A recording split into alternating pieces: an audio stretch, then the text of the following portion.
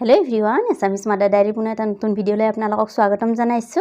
আজিৰ ভিডিঅ'টিত মই কা ঠিক কৰা এটা ঘৰুৱা উপায় আপোনালোকৰ লগত শ্বেয়াৰ কৰিব ওলাইছো।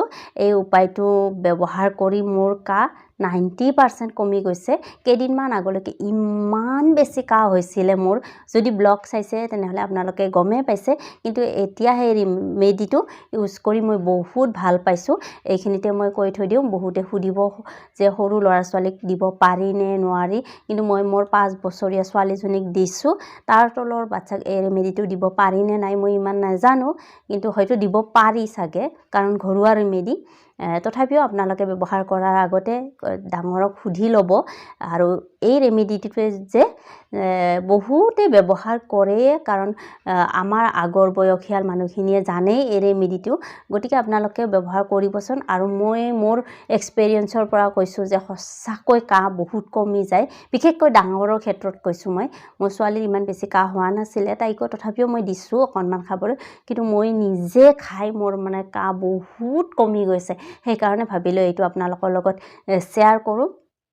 কিন্তু আপোনালোকে নাভাবিব মই কোনোবা বহুত মানে মেডিচিনৰ বিষয়ে জনা মানুহ বা তেনেকুৱা। মই মোৰ অভিজ্ঞতাৰ ভিত্তিতহে ক'ব খুজিছোঁ। কিছুমানৰ ভাল নহ'বও পাৰে, কিন্তু মোৰ ভাল হৈছে। হয়তো আপোনালোকৰো নিশ্চয় ভাল হ'ব, কাৰণ ঘৰুৱা ৰেমেডিবিলাকৰ কিবা নহয় কিবা উপকাৰ থাকেই। গতিকে ভিডিঅ'টো চাওক আৰু আপোনালোকেও ব্যৱহাৰ কৰি চাব। আৰু যদি ভাল পায় তেন্তে জনাব, আৰু বেয়া পালেও জনাব। গতিকে আহকচোন ৰেমেডিটো কি চাই লওঁ। কাহৰ ঘৰুৱা ঔষধটো বনাবৰ কাৰণে এয়া মই লৈছোঁ পচতীয়াৰ পাত। নিশ্চয় আপোনালোকে চিনি পাইছে। পচতীয়াৰ পাতখিনি মই অকণমান ধুই লৈছোঁ। পচতীয়া খাবলৈ তিতা তিতা লাগে, আৰু ইয়াৰ এটা গোন্ধ আছে।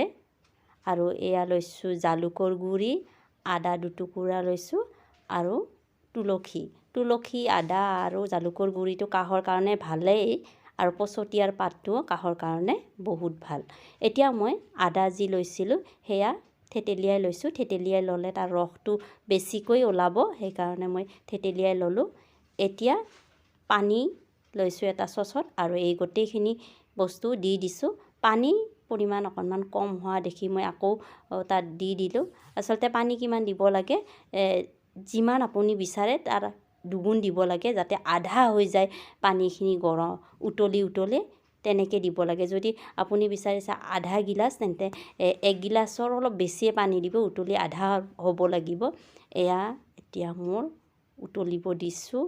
আকৌ জুই পূৰা ফ্লেম দি দিছোঁ, যিমান পাৰে উতলিব দিব লাগে। উতলে মানে কম হৈ গ'লে সেইটো বেছি ভাল হয়। এতিয়া মোৰ সেইখিনি হৈ গ'ল। এতিয়া এয়া চেকি লৈছোঁ। চাবচোন আধা গিলাচমান হৈ যাব। যিমান দিছিলোঁ আধা গিলাচ, অকণমান বেছি হ'ল। যিমান বেছি উতলাই সিমান মানে কাঢ়া হয় এইটো বস্তু। এতিয়া আমি মাইনা আৰু মই খাব ধৰিছোঁ। মাইনাক 2 চামুচে দিম, বেছি নিদিওঁ। তাই মানে অকণমান তিতা লাগে যে, সেইকাৰণে চেনি লাগে তাইক খাবলৈ। সেইকাৰণে মই অকণমান হাতত চেনিও লৈ আছোঁ।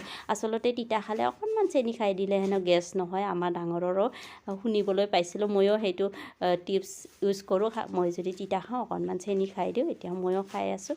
এইটো খাই মই বহুত সুফল পাইছোঁ, সেইকাৰণে আপোনালোকৰ লগত শ্বেয়াৰ কৰোঁ।